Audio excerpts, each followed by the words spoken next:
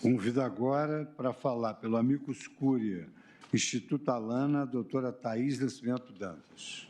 Excelentíssimo senhor Luiz Fux, excelentíssimo senhor relator, excelentíssimas ministras e excelentíssimos ministros que integram essa Suprema Corte, excelentíssima senhora Procuradora-Geral da República e demais presentes, boa tarde. Inicialmente, é importante ressaltar que a presente ação ressalta uma antiga e equivocada dualidade que insiste em persistir na nossa sociedade. Dualidade essa que coloca, de um lado, crianças e adolescentes como merecedores de atenção e cuidado estatal, e, de outro lado, crianças e adolescentes que são vistos como ameaça social, a ser extirpada na nossa sociedade. Visão essa que recai sobre crianças e adolescentes pobres, negros, em situação de rua, em cumprimento de medidas socioeducativas.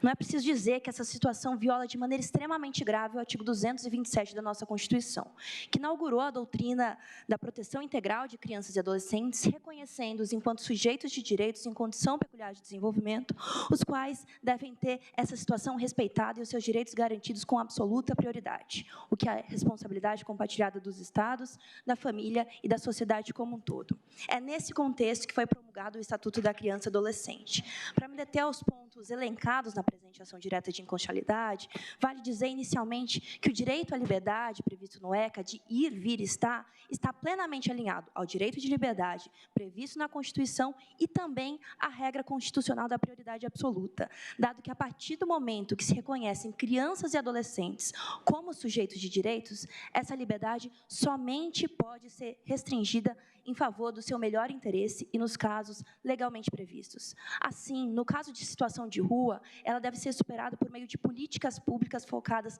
na superação da pobreza e da desigualdade social, e não no recolhimento de crianças e adolescentes como se objetos fossem. Da mesma maneira, é importante ressaltar a importância dos conselhos tutelares e da sua atuação enquanto órgãos centrais do sistema de garantia dos direitos de crianças e adolescentes. Ainda em relação a um outro ponto questionado pela presente ação, é fundamental pontuar que a excepcionalidade da medida de internação, bem como a diferenciação de tratamento de crianças e adolescentes acusados de cometerem atos infracionais, está plenamente alinhada à Constituição, à medida que o parágrafo 3º do artigo 227 fixa como princípios que devem guiar a aplicação de medidas socioeducativas a brevidade, a excepcionalidade e o respeito à condição de desenvolvimento de crianças e adolescentes. Como já foi trazido pelos colegas, é importante compreender que essa ação busca retroceder a uma lógica menorista, que tinha um viés fortemente higienista e punitivista a determinados grupos sociais. Não por acaso, a eventual procedência da presente ação vai recair de maneira mais gravosa sobre esses mesmos grupos. Mais uma vez, estou falando sobre pessoas pobres, negras, em situação de rua, em cumprimento de medidas socioeducativas. Senhoras e senhores ministros, eu tenho 25 anos e eu tive a sorte de ter nascido sob a égide do Estatuto da Criança e do Adolescente, o que me garantiu direitos. Mas eu preciso reconhecer que, muito mais do que isso, eu tive privilégios. E eu destaco esse ponto porque eu acredito que ele é central no presente julgamento. Vamos tratar direitos de fato como direitos, e nesse sentido, a serem garantidos a todas e todos de maneira igual, ou trataremos direitos como concessões a grupos privilegiados?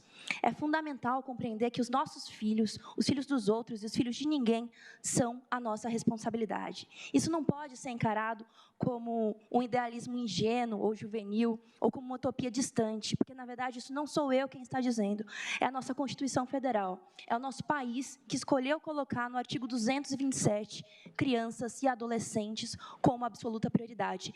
É esse o nosso marco civilizatório, é o que deve mover a nossa nação.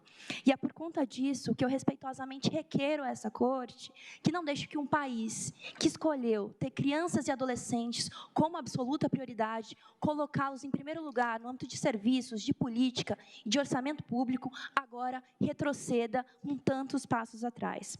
Por isso, em nome do Instituto Alana, me somo às diversas pessoas e organizações que atuam de maneira histórica e incondicional na defesa da infância e adolescência e, respeitosamente, defendo que a presente ação seja julgada improcedente. Muito obrigada pela atenção. Obrigado.